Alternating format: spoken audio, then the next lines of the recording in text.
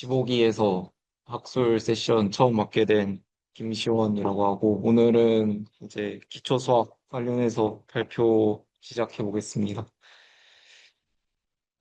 일단 시작은 선형대수로 시작을 할 건데, 선형대수 파트가, 이제 많은 분들이 알고 계실 거기도 하고, 오늘 해야 될 내용이 PPT 페이지로 한 80쪽 가량 되기 때문에, 따라서 조금 약간 스피디하게 진행을 해보고자 합니다. 어, 아, 어, 마이크 사용해서 진행하도록 하겠습니다. 그래가지고, 일단 기초부터 해보자면, 이제, 고등학교 때부터 했던, 이제, 스칼라 벡터 매트릭스 이렇게 써 있는데, 스칼라는 그냥 양만 가지는 그런 수, 그다음 벡터는 이제 크기와 방향 모두 가지는 양, 그다음 이제 매트릭스는 요거를 이제, 이렇게 직사각형 모양으로 숫자를 배치해 놓은 거죠. 그래서 이제 뭐 이너 프로덕트, 아웃 프로덕트 이렇게 써 있는데 이거는 이제 많은 분들이 다 알고 계신 내용이라고 생각을 해서 빨리 빠르게 넘어가도록 하겠습니다.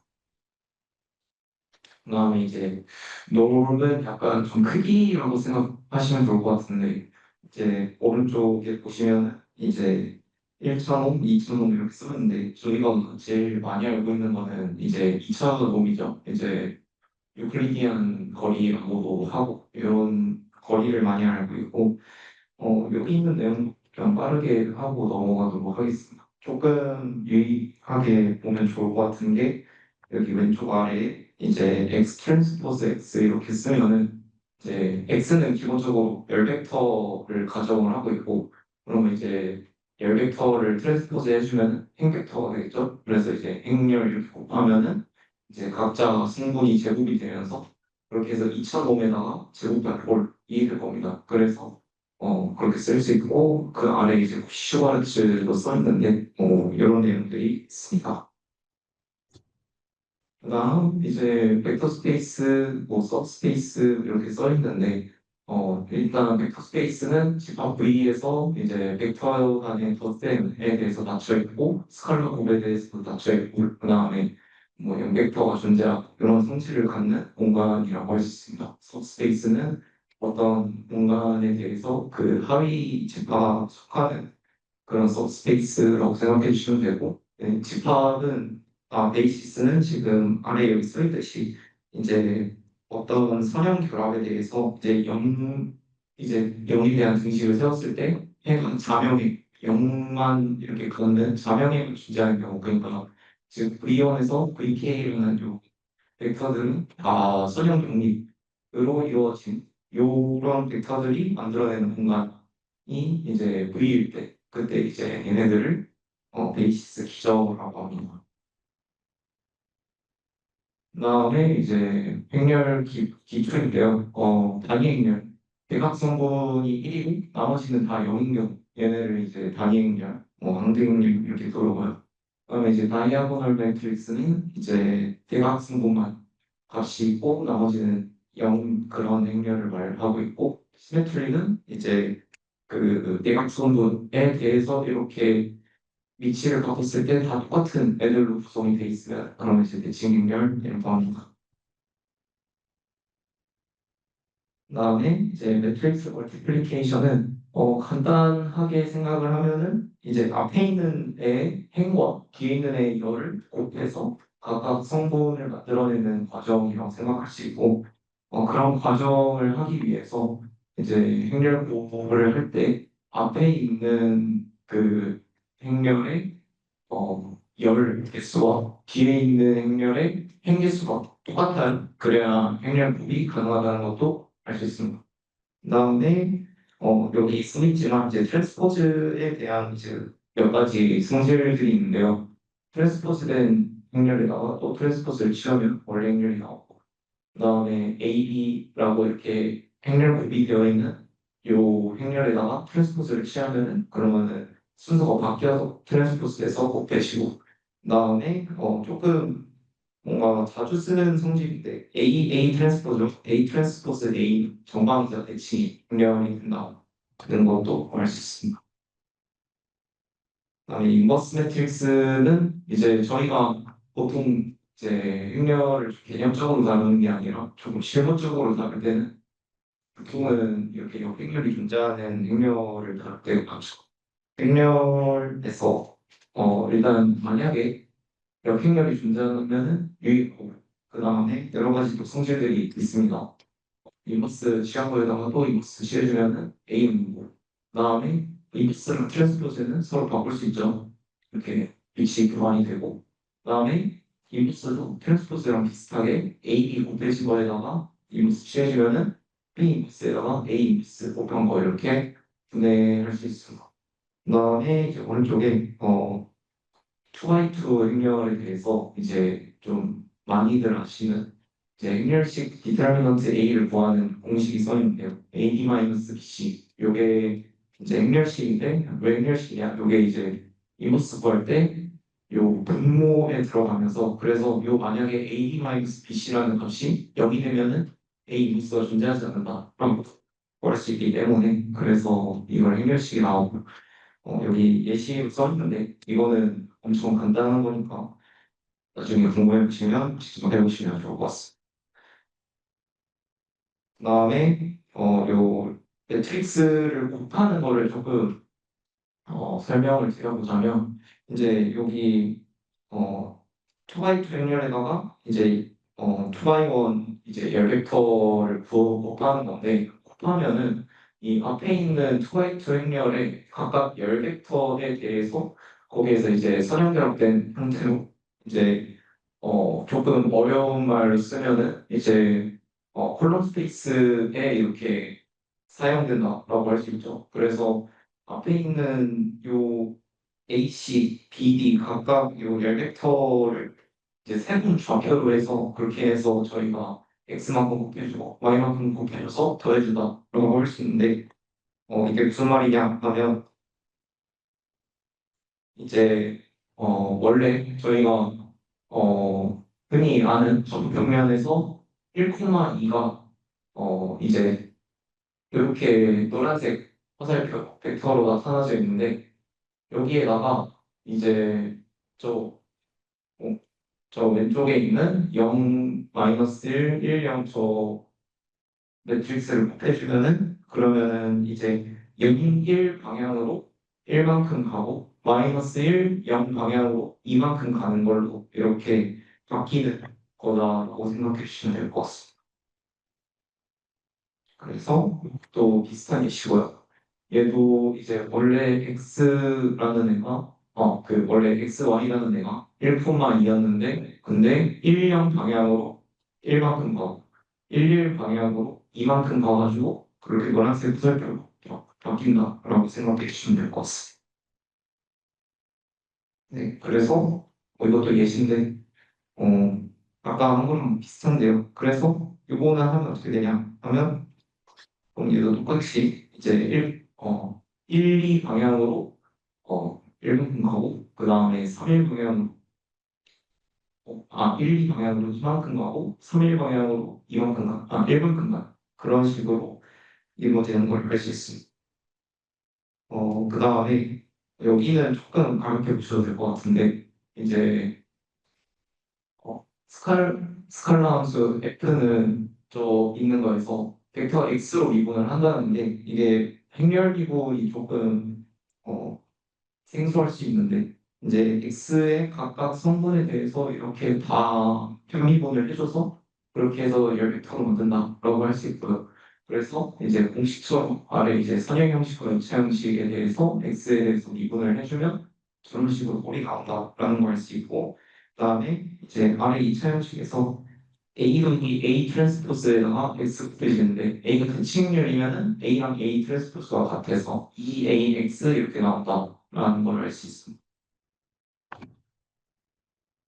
네, 여기는 이제 여기도 좀 약간 공식의 영역인데 여기는 그냥 이런 게 있다 정도로 생각해 주시고 이거를 뭔가 엄청 외우고 막 그렇게 할 필요는 없어서 여기는 가볍게 넘어가도록 하겠습니다. 그 다음에 이제 머신러닝 같은 거 하실 때 여기가 조금 중요할 수 있는데 이제 선형 독립에 대해서 설명드리려고 하는데 이제 선형결합 형태에서 이제 벡터 집합 V1에서 Vm까지 있을 때 얘네에 대해서 선형결합 해가지고 0을 만든다 했을 때 A1에서 Am까지 그러니까 이제 앞에 곱해지는 개수들이 이제 모두 0이어야만 유닛이 만들어질 때 그때 이제 선형 독립이라고 하는데요. 이게 만약에 요런 꼴이 아니라 어떤 각 벡터에 대해서 적당한 상수배를 취했을 때 다른 벡터가 나오면 그러면은 각 정보들이 독립되어 있지 않다는 뜻이어서 그래서 이런 경우에는 선형 중소이라고 합니다. 이게 왜 중요하냐 하면은 아까 말씀드렸듯이 그러니까 저희는 어떤 걸 예측을 할 때 다 다른 정보들을 통해서 어떤 걸 예측을 하고 싶은데 만약에 저희가 다른 정보라고 생각했던 것들이 어떤 거에다가 적당히 곱하고 더하고 해가지고 다른 게 튀어나오는 형태였다면 그러면은 이제 회귀계수 추정이 불안정해지고 표준 오차가 커지고 뭐 약간 그런 안 좋은 성질들이 많이 생기기 때문에 따라서 저희들이 다중공산성 문제가 이렇게 해서 발생한다고 할 수 있습니다. 그래서 선형 독립이라는 거는 각 변수들이 서로 다른 정보를 갖고 있다는 말입니다. 그다음에 이 랭크라는 거는 일단 뭐 각자 그 행벡터, 열벡터 중에서 선형 독립 벡터의 최대 개수라고 생각해 주시면 되고 따라서 어떤 행렬에 대해서 랭크를 구하면은 이제 뭐 행에다가 선형 독립 몇 개인지 열에다가 선형 독립 몇 개인지 구하면은 그러면 여기에서 제일 큰 숫자로 해가지고 구해주시면 될 것 같습니다. 여기 써 있는 것처럼 2x2 행렬의 경우에 여기 왼쪽에 있는 거 랭크 2라고 써 있고 이제 아래 있는 애는 왜 랭크가 1이냐 하면은 행이 1, 2, 그다음 2, 4인데 2, 4는 1, 2에다가 곱하기 2하면 튀어나오죠. 그래가지고 여기는 두 개는 선형중소인 상태이기 때문에 따라서 랭크가 1이라고 할 수 있습니다. 그다음에 얘네들 명제들은 다 동치인데요. 제일 그냥 머릿속에 제일 많이 박아두고 있는 거는 플랭크이면은 이제 디터미넌트가 0이 아니다. 이거를 저는 보통 머릿속에 박아두고 있는데 랭크 A가 A라는 거는 플랭크이고 플랭크이면 N개의 선형 독립인 열 행들을 갖는다는 거. 이거는 그리고 정각익렬에 대해서 지금 다루고 있는 겁니다. N/N 정각익렬에 대해서 다루고 있는 거고. 그러면은 A의 역행렬이 존재한다는 거고. 그러면은 AX는 0에는 이제 자명의 0밖에 존재하지 않는다라는 게 성질입니다. 그다음 2차 형식. 2차 형식은 스칼라를 이제 이렇게 행렬 형태로 나타낸 건데 모든 항의 차수가 2차인 항으로 이루어진 방식입니다. 여기 이제 써 있는 뭐 꼴이 조금 어려워 보일 수 있는데 그냥 어떤 하나의 수라고 생각해 주시면 돼요. 그래서 2차 형식은 정과행렬 A에 대해서 이렇게 다음과 같이 표현이 됩니다. X 트랜스포즈 AX 이렇게 해가지고 쭉 전개를 하면 이제 어떤 하나의 납수가 나오는 그렇게 되는 게 쿼드라틱 포럼이라고 할 수 있고 여기에 시로 써 있는 거 보시면 이제 x 벡터가 x1, x2고 A 매트릭스가 2, 1, 1, 3일 때 여기가 이렇게 x 트랜스포스 AX 해주면은 2x1 제곱 더하기 2x1, x2 더하기 3x2 제곱 이렇게 해가지고 어떤 하나의 수가 나오는 걸 볼 수 있어요. 요거는 이제 부호에 관련된 건데요. 이제 x 트랜스포즈 AX라는 애가 어떤 x에 대해서 부호가 이렇게 정해져 있는 경우에 항상 양수이면은 양의 정보, 항상 영도가 크거나 같으면은 양의 중정보, 항상 영도가 작으면은 음의 정보, 항상 영도가 작거나 같으면은 음의 준정보라고 합니다. 이제 어떤 것도 만족하지 않으면은 그냥 부정부.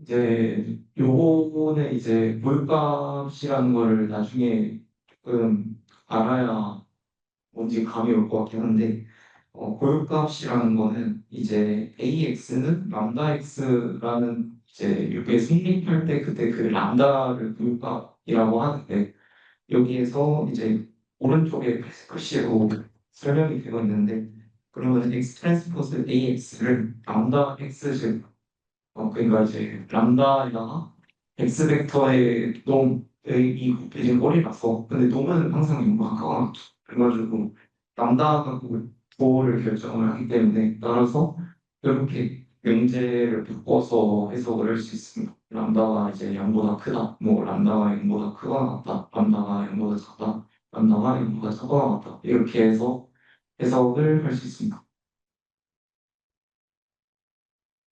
그래서 이제 양의 정보 행렬이라는 거는 이제 항상 x 벡터에 대해서 0보다 크다는 의미, 이제 x 벡터가 0일 때는 당연히 0이겠죠. 그래가지고 이제 딱 x 벡터가 0이 아닌 데에서는 다 0보다 크니까 약간 이렇게 아래로 뾰족한 이런 포물면 형태가 나온다고 할 수 있고 따라서 실수값은 원점에 존재한다고 할 수 있어요.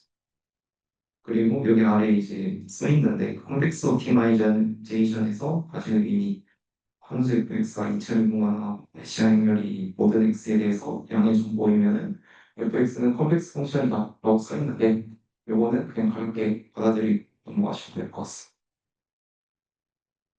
다음 오소고날 매트릭스는 이제 각 행 벡터와 열 벡터들이 모두 직교해가지고 그래서 그 다음에 모든 벡터의 길이가 1이어서 그래서 이렇게 각 열마다 곱하면은 0이 되고 이제 자기 자신과 하면은 1이 되고 그런 성질을 갖고 있는 친구들인데 이런 친구들은 이제 트랜스포즈가 곧 역행렬이 되는 그런 특이한 성질도 갖고 있습니다. 전직력, 곧 역행렬의 성질이 있어서 그래서 되게 특이한 매트릭스라고 할 수 있습니다. 그리고 이런 직교행렬의 성질은 여기다가 x를 곱해서 이제 행렬 곱을 해주면은 길이가 보존되고 그 다음에 x와 y에 대해서 각각 곱해가지고 이렇게 변환을 시켰을 때도 x, y의 각도가 보존된다. 각 열 벡터들의 각도가 보존되는 그런 성질이 있는 것도 알 수 있습니다. 여기 예시가 있는데 예시로 이제 10과 01 대입을 했을 때 이렇게 파란색 화살표고 오른쪽에 있는 파란색 화살표로 변하는 걸 볼 수 있는데 둘 다 크기가 1도 1도 각도도 90도고 똑같이 유지하고 있음을 알 수 있습니다. 그래서 빠르게 했는데 이제 여기로 빠르게 해보도록 하겠습니다. 아까 가볍게 말씀드렸던 이제 아이젠 밸류, 아이젠 벡터 친구들인데요. AX가 람다 X라는 거를 만족할 때 이 고유값에 대응되는 X를 고유 벡터라고 합니다. 행렬 A가 고유 벡터의 크기는 이제 람다를 해주고 방향을 유지하는 좀 되게 특이한 경우인데요. 그러니까 이 고유값을 이제 디터미넌트 a 마이너스 람다 a는 0이다를 해가지고 구할 수 있는데 이거를 잠깐만 설명을 해보면은 이제 ax가 람다 x 이거 해가지고 요거를 만족하는 이제 요 x가 이제 얘가 0벡터가 아닌 건데 이제 0벡터가 아닌 건데 근데 이제 요거 왼쪽으로 넘겨주면은 이제 a 람다 i x는 0이다 이렇게 해가지고 할 수 있고 근데 아까 말씀드렸지만 요게 요 행렬이 만약에 이제 역행렬을 가지면은 그러면은 얘가 자명에만 존재해야 되는데 얘가 영만 존재해야 되는데 그 상태가 아니죠. 따라서 얘가 이제 얘가 이제 역행렬이 존재하지 않는 상태라서 그래서 얘가 디터미넌트가 0이다 이렇게 해가지고 이 과정을 거쳐서 디터미넌트 A-람다 A가 0인 람다를 구하는 겁니다. 그래서 여기 예시가 써 있는데 예시도 궁금하시면 나중에 들어보시면 좋을 것 같습니다.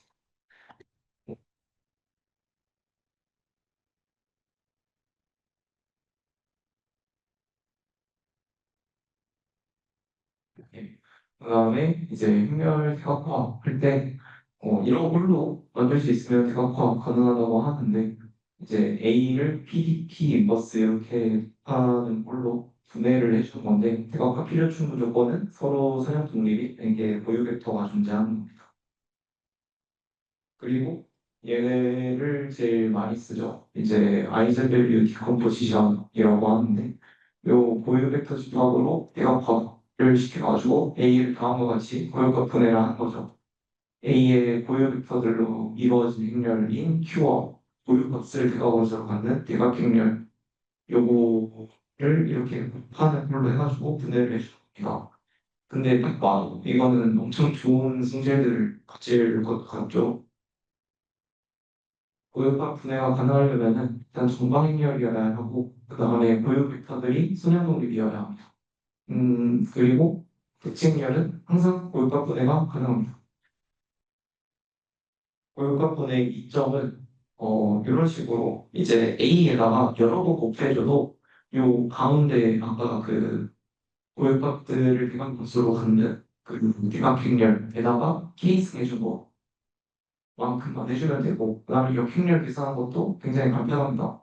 역행렬 계산한 것도 간편하고 행렬식 계산한 것도 그냥 디터미넌트 A 해주면은 이제 행렬식은 분해가 가능하죠. 각 행렬 간의 그 백렬식의 곱으로 분해가 되는데 디터미넌트 Q에다가 디터미넌트 해주고 디터미넌트 Q 인버스 해주면은 가운데 있는 놈만 디터미넌트 값이 나와서 그렇게 해가지고 구할 수 있고 가운데 있는 놈은 대각행렬이었죠. 대각행렬이라서 그냥 각 고유값 다 곱해준 꼴이 A의 디터미넌트다 해가지고 엄청 간편해집니다. 그다음에 이제 추가적으로 이제 마르코프 체인이라는 게 있는데 마르코프 체인은 현재 상태만 다음 상태에 영향을 주는 확률 과정인데 요거를 이제 계속 무한히 반복하다 보면은 어떤 특정 상태에 딱 머무르게 되는데 그러면은 이런 식으로 P라는 행렬을 계속 곱해가지고 다음 상태를 만들어내는 거였는데 이 스테이셔너리 디스트리뷰션한 파이에다가 P를 곱해도 어차피 파이가 계속 똑같이 나오는 그런 상태가 만들어지는데 이게 고유분 1을 대응하는 애초 고유 벡터와 동일합니다. 아까 꼴이 비슷하죠. 그래가지고 이런 식으로 조금 응용을 할 수 있다라는 거를 기억하시면 좋을 것 같습니다. 고육학분의 한계는 이제 대칭인 정방렬에 대해서만 주로 적용이 가능했는데 여기 이제 AA 트랜스포즈, A 트랜스포즈 A 아까 잠깐 설명드렸는데 얘는 정방이자 대칭이죠. 그래서 이 친구에 대해서는 쓸 수 있는데 이제 좀 약간 대칭이면서 정방위 행렬이 많지 않다 보니 그래서 행렬의 형태나 대칭성에 관계없이 적용 가능한 투입과분해라는 친구도 있습니다. 이제 투입학분에는 모든 행렬도 심지어 정동 행렬일 필요도 없고 그냥 다음과 같이 분해를 할 수 있습니다. U는 이제 특이 벡터로 구성된 직교 행렬이 얘는 A 트랜스포즈의 단위 모의 벡터입니다. 그다음에 이 가운데 있는 시그마 얘는 투입값을 주대각 원소로 갖는 대각 행렬인데 이 투입값이라는 애는 이제 A 트랜스포즈의 모의값이 남다리다가 붙으셔준 그리고 V라는 행렬은 오른쪽 특이 벡터들로 구성된 직교 행렬인데 얘는 A 트랜스포즈 A의 단위 모의 벡터입니다. 그래서 각 특이값 분해가 갖는 의미는 이제 U는 출력 속도계를 회전을 시켜주고 그다음에 가운데 있는 시그마만큼 스케일링을 해준 다음에 V는 입력자 크기를 회전을 해준다 라는 의미를 갖고 있습니다. 그리고 얘는 이제 PCA라는 주성분 분석이라는 기법인데 이제 데이터 분산을 최대한 보존을 해주면서 서로 직교하는 새 기저를 찾아서 고차원 공간의 표본들을 선형 연관성에 놓는 저차원 공간으로 변환하는 기법인데 분산이 크다라는 거는 원래 데이터 정보를 잘 설명할 수 있다는 거고 정보 손실을 최소화할 수 있다는 말인데 이게 무슨 말이냐면은 어 이제 X축, Y축 이렇게 있고 데이터가 이런 식으로 찍혀 있는데 저희가 만약에 축을 이렇게 얘를 골라주면은 그러면은 요 축 한에서는 이제 분산이 없는 거죠. 왜냐하면은 어떤 요 좌표에 대해서 다 똑같이 찍혀 있는 거니까. 그래서 이런 경우에 만약에 분산이 없는 방향으로 이렇게 축을 잡아주면은 데이터의 정보 손실이 엄청 커진다고 할 수 있습니다. 그래서 이제 저희가 축을 잡아줄 때는 분산이 커지는 축이 이런 식으로 잡아가지고 그래서 이걸 새로운 축으로 해서 이걸 2차원에서 1차원으로 축소할 수 있겠죠.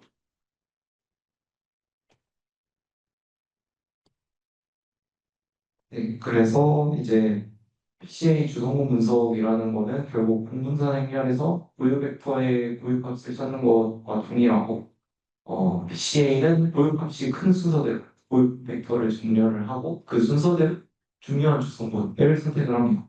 주성분의 방향은 고유 벡터이고 주성분의 분산은 대응되는 고유값인데 아까 설명드렸다시피 분산이 큰 애가 잘 설명을 해주는 거기 때문에 따라서 그 고유값이 큰 애가 분산이 큰 거라서 그래서 그 순서대로 고유 벡터들을 선택을 해준다고 생각해 주시면 될 것 같습니다. 그다음에 여기를 아까 설명을 드렸던 거를 다시 한번 들고 왔는데 그 대각화 가능한 그 이제 여기에서 이제 아까 아이제밸류 디컴포지션 가능하다고 했죠. 그리고 AA 트랜스포즈와 A 트랜스포즈 A는 정방이자 대칭인 애라고 설명을 했는데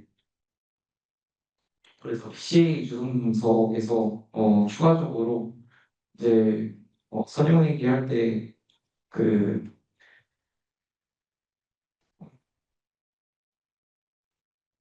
선형 얘기할 때 이제 저희가 y는 x 베타라는 이런 선형 얘기를 하면은 저희가 이제 베타는 이제 모수죠. 모수여가지고 모르는 친구고 그래서 얘를 이제 추정을 하는데 요거를 b라고 해가지고 이제 y 햇은 x이 이렇게 구하죠. 근데 요거를 이제 뭐 조금 결과는 생략, 아니 그 과정은 생략을 하겠습니다. 그래가지고 얘는 햇 매트릭스 H에다가 Y 곱한 거 이렇게 되는데 요햇 매트릭스가 뭐냐면은 X 트랜스포즈 X 인버스 X 트랜스포즈 Y 이렇게 되죠. 그래서 요 B라는 친구가 이제 요 친구거든요. X 트랜스포즈 X에다가 인버스 해준 거에다가 X 트랜스포즈 Y 해준 거. 근데 요 B라는 놈에다가 공분수만 취해주면은 또 과정은 살짝 생략을 하겠습니다.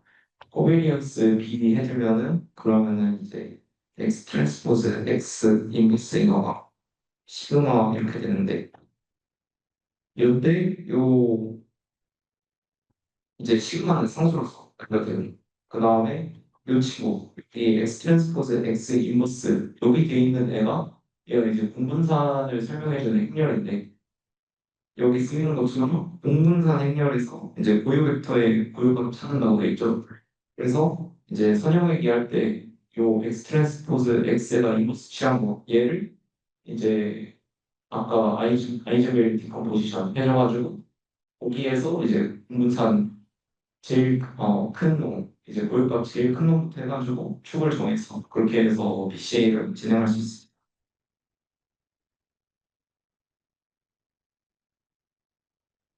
네, 한 10분 정도 했는데 한 10분만 쉬었다가 나머지 하고 마무리하는 걸로 하겠습니다. 10분만 쉬겠습니다.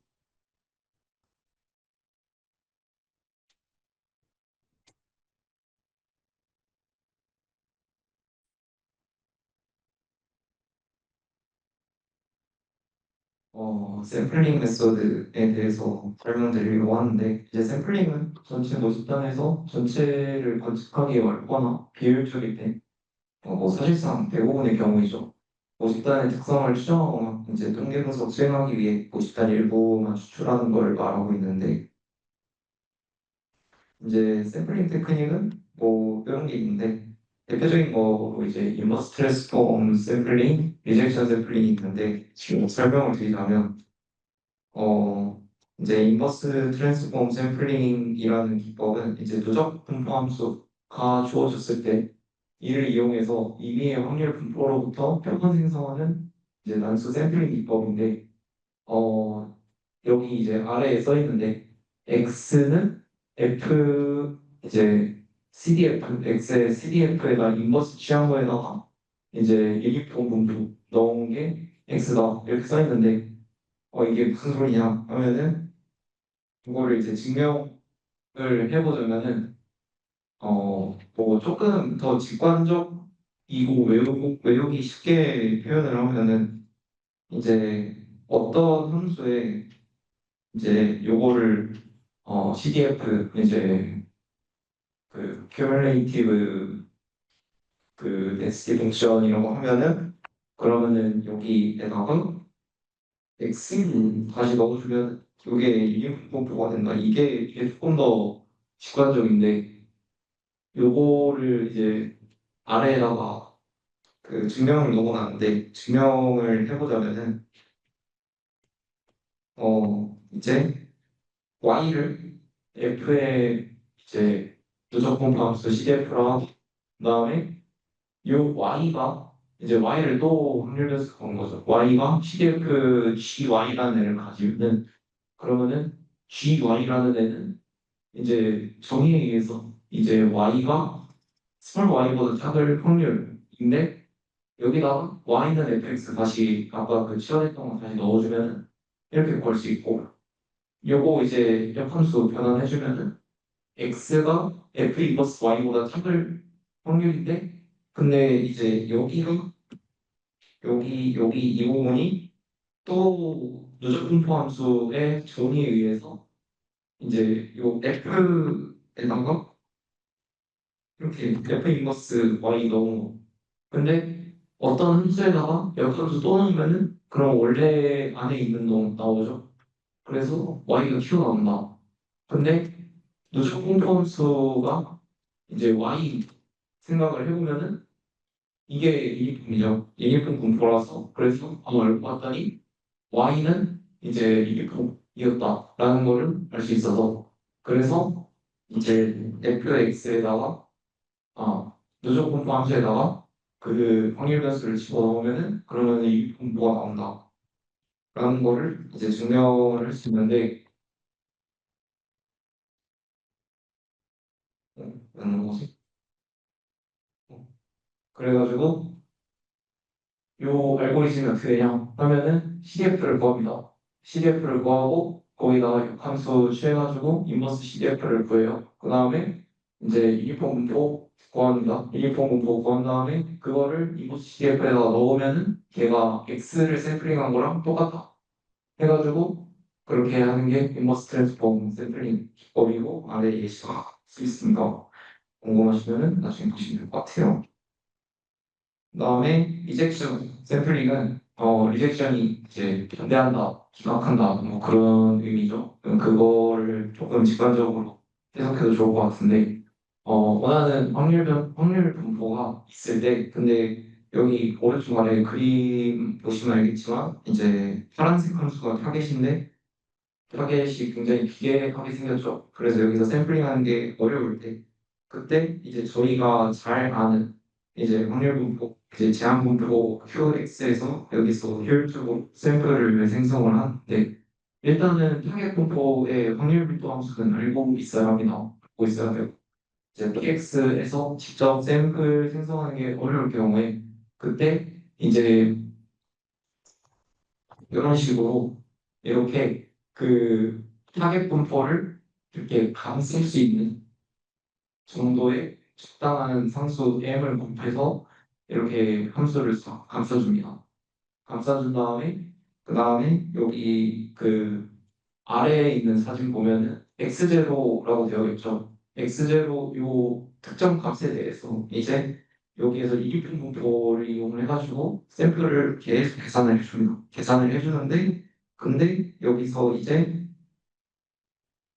요 파란색 함수 아래에 있으면은 이제 어센트 해주고 그 파란색 함수와 빨간색 함수 사이에 있는 여기 부분이 나오면은 이젝트를 해줍니다. 그래서 원하는 샘플 사이즈 나올 때까지 계속 반복을 해줍니다.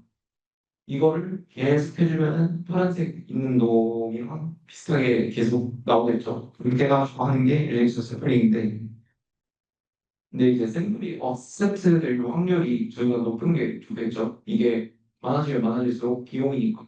근데 이 어셉트 될 확률을 보면은 뭐 부정은 증량을 하고 보면은 n분의 1에다가 이제 px 적분한 거 이렇게 되는데 n분의 1이라는 게 곱해지기 때문에 m이 작아지면 작아질수록 어셉트 될 확률이 높아지겠죠. 땅에서 이제 저희가 제가 M 값은 저 이제 타겟 목표를 덮을 수 있는 정도의 크기를 의미한다고 했는데 그게 이제 덮을 수 있으면서 최대한 작은 친구가 좋아서 그래서 이제 보통은 M은 이제 스프리멈이라고 이제 상한가 근데 이제 QX분의 BX 중에서 이제 상한가 진 친구 상한값이 여기서는 하한값이었습니다. 하한값이라서 그래서 제일 작은 놈 구해주면 될 것 같고요. 그래서 여기도 이제 예시입니다. 예시고 뭐 이런 식으로 할 수 있다고 봅니다. 그다음에 몬테카를로 프로시메이션은 이제 저희가 PX 따르는 확률 변수 X에 대해서 함수 기대값 구할 때 근사화시키는 건데 확률 변수에 대해서 기대값 구하면은 여기 위에 있는 수식처럼 이렇게 볼 수 있죠. 근데 얘를 계산하기 어렵다 하면은 이제 근수의 법칙에 따라서 샘플링 통해서 x 프라임 n을 추출한 후에 아래와 같이 기대값을 근사화할 수 있습니다. 약간 지금 이산확률 변수 기대값 구하는 것처럼 그거를 바꿔가지고 기대값 근사를 시키는 걸 알 수 있습니다. 그다음 임포턴스 샘플링은 이제 이거 자체는 이제 우리가 원하는 정도에서 샘플링하는 알고리즘인데 이제 기대값을 직접 근사할 수 있는 그런 거를 제공을 해주는 거고 얘도 아까 그 리젝션 샘플링이랑 비슷하게 타겟의 확률 밀도 함수는 알고 있는데 PX에서 직접 샘플을 생성하는 게 어려운 형태일 때 그때 이제 샘플 생성하기 쉬운 QX 제한분포를 선택을 하는 겁니다.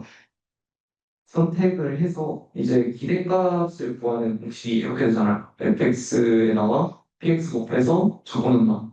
이건데 여기에서 이제 qx를 한번 나눠주고 한번 곱해줘가지고 빼내줍니다. 빼내주면은 그러면은 이제 q에 대한 그 확률 변수의 기대값으로 바꿔가지고 이제 여기 아래에 쓰리죠. 그래가지고 2는 x가 이제 q를 따를 때 이렇게 해가지고 기대값으로 변환을 시켜서 그래서 얘를 또 분산을 시켜주는 거죠. 아까 그 몬테카를로 프로시메이션처럼 이상률 변수처럼 이렇게 변환을 해주는 거고 이때 이제 그 여기 WN이라고 써있 오메가 n이라고 써있는 거 여기 QX분의 PX 얘를 이제 임포턴스 중요 이제 가중치라고 생각을 해주시면 될 것 같습니다.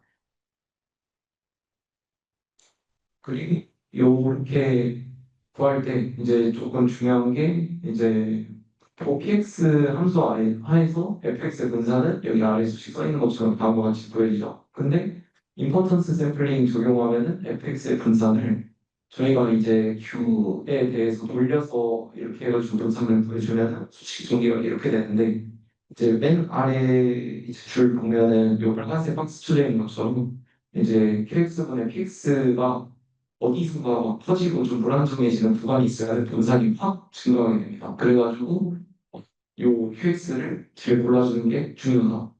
비슷한 형태를 고르는 게 좋다는 것도 좀 직접적으로 볼 수 있을 것 같습니다. 그다음에 이제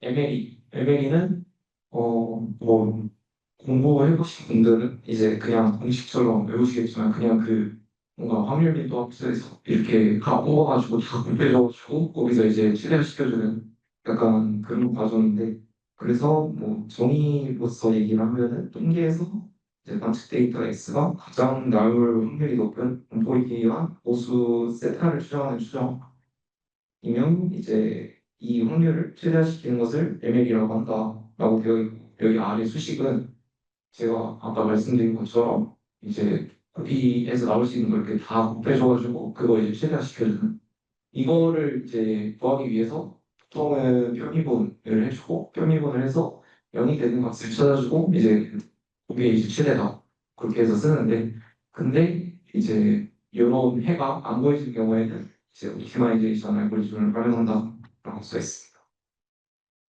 경사하강법 이런보다는 그레디언트 디센트 메소드인데 목표는 이제 여기 함수 오른쪽에 그려져 있는 것처럼 이제 최소값을 찾아가고 싶은데 저희 맨 처음 시작할 때 이 스타팅 포인트에서 시작을 해서 어떻게 하면은 최소값으로 갈 수 있나 해보면은 이제 업데이트를 계속 시켜주는 거죠. 그렇게 업데이트를 시켜주는데 그 업데이트 시켜주는 방식이 어 이제 어떤 XT라는 상태, 이제 T번째 시점에서의 상태를 해서 여기에서 이제 이 기울기를 주고 기울기를 구한 다음에 그 다음에 얘를 이제 학습률, 러닝 레이트 요거를 저희가 정해서 이걸 곱해줘가지고 그만큼 업데이트를 시켜서 그래서 T 플러스 1번째 X 값을 구해서 이렇게 계속 변화를 시켜주는 건데 이제 오른쪽 아래에 사진 보시면은 이제 러닝레이트가 너무 커지면은 그러면은 이렇게 왔다리 갔다리 할 수 있고 그다음에 러닝레이트가 너무 작으면은 그러면 계산을 많이 하게 되니까 비용이 커지겠죠. 그래가지고 여기에서 이 사이에서 이제 적당한 값을 잘 쓰는 게 중요하다고 할 수 있고 한번 업데이트되는데 이제 사용되는 데이터 개수에 따라서 또 달라질 수 있는데 벨치 그레디언트는 이제 전체 데이터에 대한 그레디언트를 구한 다음에 여기 지금 평균값 해가지고 이렇게 해서 보여주는 거를 볼 수 있고 이제 스토캐스틱하게 그레디언트 디스트를 하는 방법은 하나에 대해서 그레디언트 구한 다음에 바로 업데이트 시켜주고 또 반복하고 그런 식으로 해가지고 하는 걸 할 수 있어요.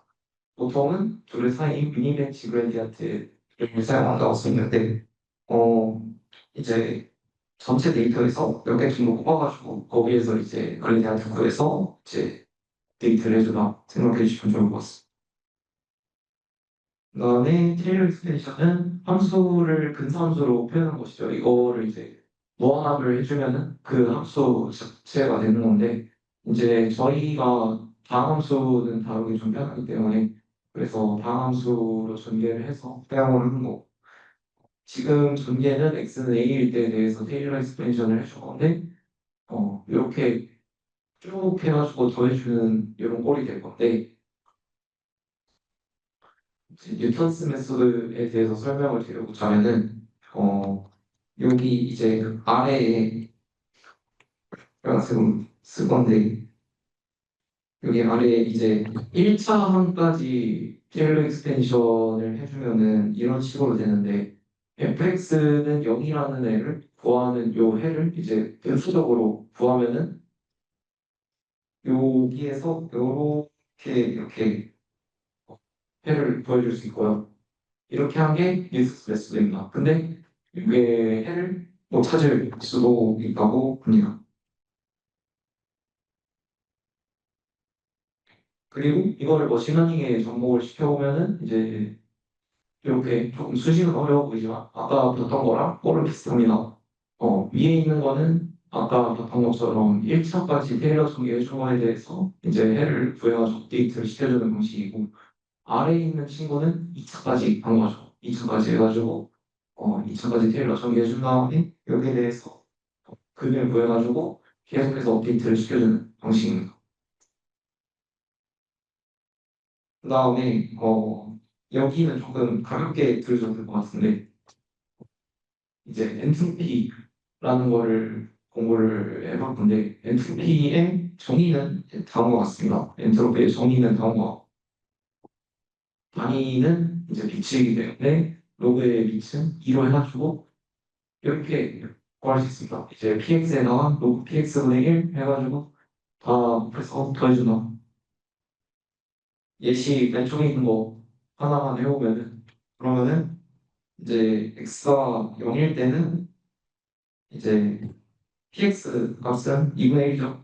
2분의 1이고 로그 2분의 1 에너그 이브스 쉐준 더하기 2분의 1 x가 1일 때도 똑같이 이렇게 될 거라서 근데 아까 말했지만 이제 로그의 밑이 2죠. 이라서 그래서 요게 1입니다. 둘 다 1. 그래가지고 이제 더해주면은 1인 거죠. 그래서 이제 요 왼쪽에 있는 예시에 대해서 이제 엔트로피 구해보면은 1이다라는 걸 알 수 있는데 이제 요 다음에 보면은 이렇게 바이너리하면 x가 0, 1 하는 경우에 이제 x가 1일 때 이제 그 probability에 대해서 엔트로피가 어떻게 변화하는지 볼 수 있는데 아까 2분의 1 됐죠? 2분의 1 대 1 나왔죠. 그래가지고 이런 식으로 이렇게 1일 때, 2분의 1 대 이제 1로 최대 값을 갖는 걸 알 수 있습니다. 그 다음에 이러한 프로퍼티도 있습니다. 엔트로피라는 값이 일단은 영어가 크거나 같습니다. 프로프는 여기 아래에 써 있는 것과 같습니다. 그 기대값이 이제 로그 px분의 1인데 요 값이 이제 양수이기 때문에 따라서 expectation 취해주면은 이제 영어가 크거나 같겠죠. 근데 저희가 지금은 이산적인 경우에 대해서 다루고 있는데 연속적인 경우에는 이제 엔트로피 값이 음수일 수도 있습니다.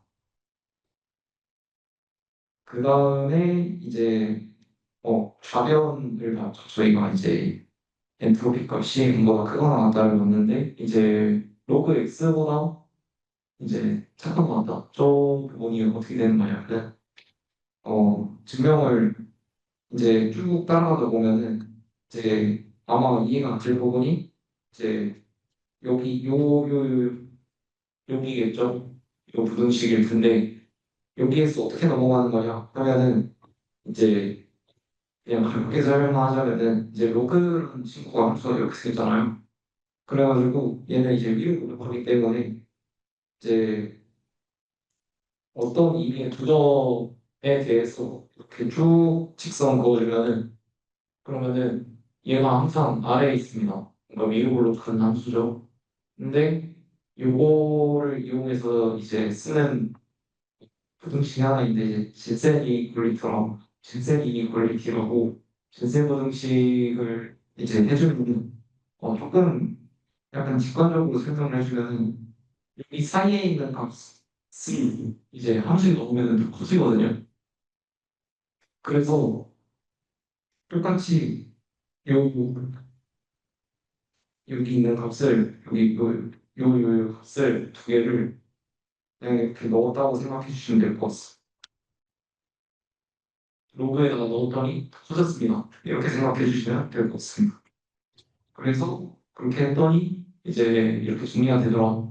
근데 이제 시그마 x라는 데는 이제 라지 x 집합 안에 속해 있는 애들에 대해서 다 더해줄 건데 시그마 해주는 애 값을 보니까 px에다가 px분의 1 곱해줬으니까 1이죠.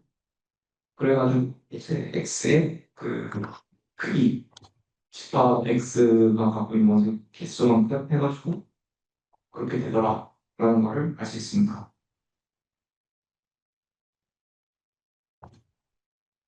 그 다음에 크로스 엔트로피는 이제 저희가 엔트로피를 구할 때 하나에 대해서 구했는데 이제 두 개가 됐을 때 어떻게 구하냐? 근데 두 개를 구할 때는 다음과 같이 구할 수 있다고 합니다. 그 의미는 이제 정보를 표현할 때 실제 분포 P를 따르는 데이터를 다른 분포 Q에 최적화된 코드를 구호하려면 평균적으로 얼마나 많은 자원이 필요한지에 대해 나타낼 수치라고 합니다. 그 다음에 Q랑 P랑 똑같으면 여기 그 정의를 봐도 알겠지만 이제 실제로 그 P를 따르는 데이터를 P에 출력하는 코드 부호화하는 거기 때문에 요거는 P의 엔트로피와 똑같습니다. 그 다음에 조인트 엔트로피는 이제 다음과 같이 구할 수 있는데 조인트 엔트로피는 약간 뭔가 좀 확률 배울 때 약간 쓰는 것처럼 비슷한 걸로 되어 있죠. 그래가지고 이제 조금 확장된 형태라고 생각해 주시면 되고, 그 다음에 이제 y가 x인가 x가 기본되었을 때 그때 이제 확률 변수 y에 대한 불확실성도 다음과 같이 수식적으로 구할 수 있는데 이제 요거를 이제 조인트 엔트로피로 수식적으로 다음과 같이 분해를 할 수도 있어요. 이제 x에 대한 엔트로피 구하고 이제 x가 기본되었을 때 그 x가 설명하고 나서 남은 y의 엔트로피 부분 해가지고 이렇게 두 개를 더해주는 걸로 XY의 조인트 엔트로피를 걸 수 있습니다. 그 다음에 이제 공유하고 있는 정보량은 이제 X 엔트로피에서 Y가 기본되었을 때 그 X 엔트로피를 빼거나 뭐 이거는 Y에 대한 엔트로피에서 X가 기본되었을 때 Y에 대한 엔트로피 뺀 거랑 똑같겠죠. 그래서 이거를 정리를 해보면은 X에 대한 엔트로피 더하기 Y에 대한 엔트로피 빼기 XY의 조인트 엔트로피 이렇게 해서 볼 수 있어요. 요게 이제 50도인데 요거를 보면은 조금 더 직관적으로 이해할 수 있을 것 같습니다. 벤다이어그램 형태랑 비슷하죠. 그래서 뭐 이제 이렇게 XY에 대한 표가 이렇게 주어졌을 때 X에 대한 엔트로피, Y에 대한 엔트로피, XY에 대한 조인트 엔트로피, X 기본되었을 때 엔트로피, 그다음에 뭐 이제 뮤추얼 엔트로피 이런 식으로 뭔가 예제가 써 있는데 이 부분은 이제 궁금하시면 주시는 걸로 하겠습니다. 그다음에 이제 마지막입니다. 힐 다이버전스는 데피니션은 이제 두 이제 분포가 있을 때 두 분포의 거리를 계산하는 거리인데요. 거리 개념인데 아까 봤던 거랑 형태가 뭔가 비슷하죠. 엔트로피예요. 이제 익스펙테이션 안에 로그 들어가 있고 숫자 들어가 있는 거 비슷하고 그래가지고 이제 QX분의 PX 이런 로그 취해준 거에다가 익스펙테이션 해준다 해가지고 수식으로 이렇게 확장을 해주면은 그렇게 됐는데 이제 P와 Q에 대한 디스턴스랑 이제 Q와 P에 대한 디스턴스를 구하는 게 비슷해 보이는데 그래서 이제 저희가 직관적으로는 이게 같다고 생각할 수 있는데 이제 PL 다이버전스는 다릅니다. 왜냐하면은 앞에 수식을 봐도 이제 Q와 P의 차이가 바뀌면은 이제 로그 값의 이제 분모 분자가 바뀌는 거잖아요. 그래서 똑같을 수가 없고요. 똑같으려면은 P와 Q가 같아야겠죠. 그 다음에 거리가 크니까 거리여서 0보다 크거나 같다. 이고 그 다음에 요 다이버전스, PL 다이버전스가 0일 때는 P와 Q가 같을 때만 이제 존재할 수 있어서 그래서 이제 동시이다. 그 다음에 이게 진짜 마지막 내용인데요. 이제 매트릭 스페이스라고 그냥 저희가 흔히 살아가는 공간에서는 다음과 같은 성질이 있는데 이제 P와 Q가 같이 있는 이상 이제 거리는 0보다 크거나 거리는 0보다 크고 그 다음에 두 지점 PQ에 대한 거리는 어디서든 똑같고 그 다음에 아래는 이제 생각 부등식이죠. 이제 P에서 Q까지 거리를 칠 때 R이라는 지점을 거쳐가면 그게 크거나 같겠죠. 근데 그게 그 KL 다이버전스에서는 승리를 안 합니다. 아까 설명드렸듯이 PQ랑 QP 바꾸면은 같지 않죠. 그 다음에 삼각부등식도 성립하지 않습니다. 그래가지고 KL 다이버전스는 매트릭 스페이스는 아니다.